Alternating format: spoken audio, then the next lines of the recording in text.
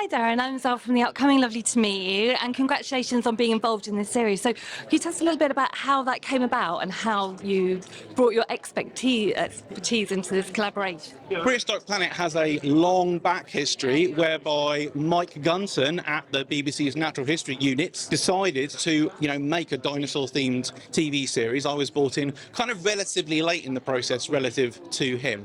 It was always part of the plan that they wanted it to be absolutely technically accurate. They wanted to get every detail to follow the science as much as possible. I'm lucky enough in that I am a technically qualified dinosaur expert. I do publish technical research on dinosaurs. I've published a whole bunch of books on dinosaurs. I also work on other animals of the time that weren't dinosaurs. I've studied the marine reptiles that lived in the seas at the same time as dinosaurs were on land, and I've worked on the flying pterosaurs, the membranous winged cousins of dinosaurs that flew around in the skies above the heads of dinosaurs. So I was one of several people that was interviewed. I'm very pleased to say that I actually landed what's essentially a dream job, and have brought my expertise in animal behavior, dinosaur life appearance, what we understand about the technicalities of dinosaurs' behavior and size and how their bodies worked. I've brought all of that, and it's just been a dream collaboration with an absolute dream team of colleagues. And what do you think it makes this series so original and dynamic and amazing in comparison to some of the other things like Walking with Dinosaurs, etc.? What makes this stand out? We really are right now, early 2020s, in the middle of a dinosaur revolution. There's more people studying dinosaurs than ever before. There's more new species being discovered than ever before. It's about one a week at the moment, and there's more new stuff being discovered about these animals. So the view that we have right now, which of course it will change, science is a constantly updated, dynamic process. The view that we have right now is one that's fundamentally different from 20 years ago or 40 years ago. So you really are seeing the cutting edge view of what dinosaurs were like. And it's a very dynamic, very exciting view relative to some of the views of previous decades. We think, for example, that dinosaurs are still around. Dinosaurs did not go extinct 66 million years ago because birds are dinosaurs. When you look at a pigeon or a gull or a crow, you're seeing a living dinosaur. And we now know that many of the other kinds of dinosaurs that are close relatives of birds but are now extinct, like Velociraptor, for example, we know that those animals looked incredibly bird-like.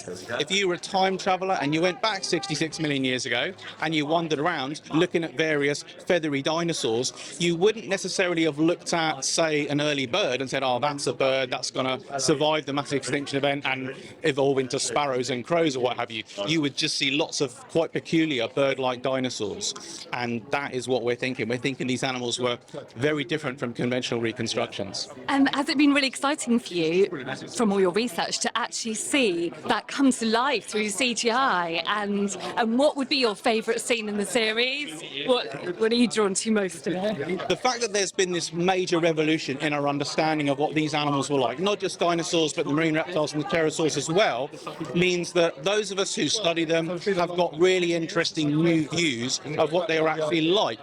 This has been really nicely visualised in artwork. There's a whole branch of art called paleo art, where very skilled, scientifically informed artists, build reconstructions of what these animals were like. And some of them are just unbelievable.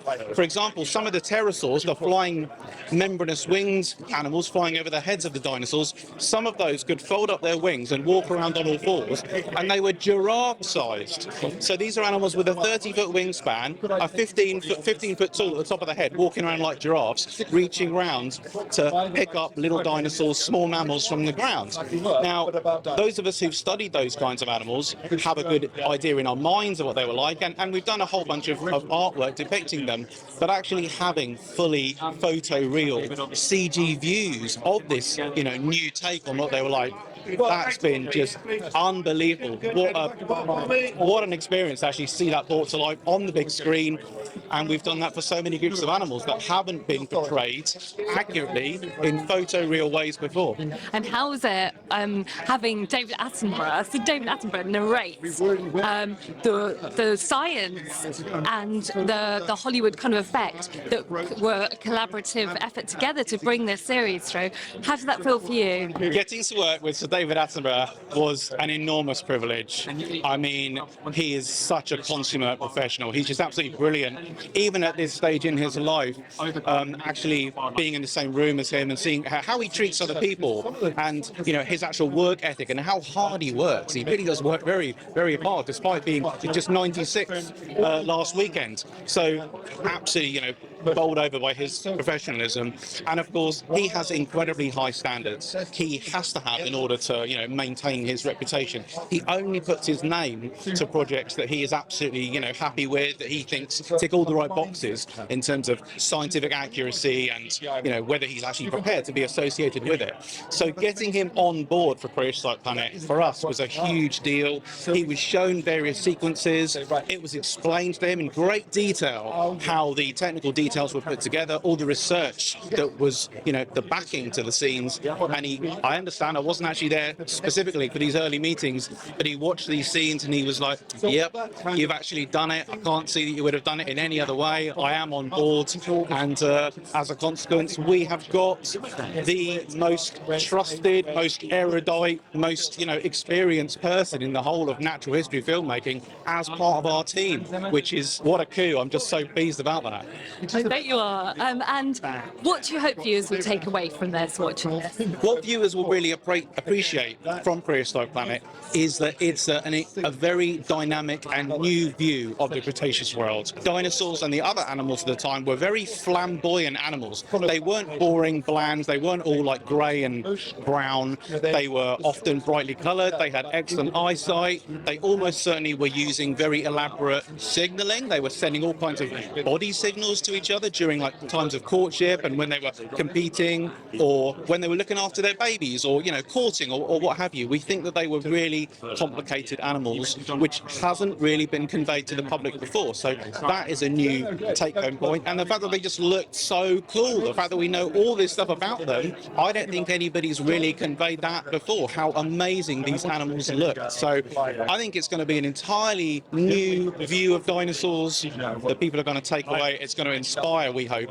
an entirely new generation. But working with the world experts in terms of how they actually build animals in CG, how they build jiggle and wobble into the bodies of animals, how they make their muscles flex and move, and how they make the skin operate over the muscles, over the bones, stuff like that. That, for me, was a hugely educational thing, because it just meant that, wow, I'm just amazed by the skill and expertise involved in bringing a computer-generated thing built in a gravity-free environment. Has got to have gravity. It's got to move like a real animal. The dinosaurs, as we understand them today, were not the dinosaurs of like our parents or grandparents. They were not boring, static animals that were, not particularly interesting in behavioural terms. We think right now that dinosaurs, on the contrary, were incredibly flamboyant, show-offing animals. They were really quite ridiculous and extreme in terms of how visual they were and how much they used body postures, body signals. So you're talking about colourful, flamboyant, show-offy animals, often using bird-like behaviour. My interest in dinosaurs is ultimately an extension of a broader interest in animals. I absolutely adore dinosaurs. I'm fascinated by them, but I'm interested in general in all animals. And as a kid, I was equally interested in farm animals and zoo animals and pets, the same as I was in dinosaurs. And I feel very, very lucky that I was able in my academic career to actually specialise on dinosaurs and become a dinosaur expert.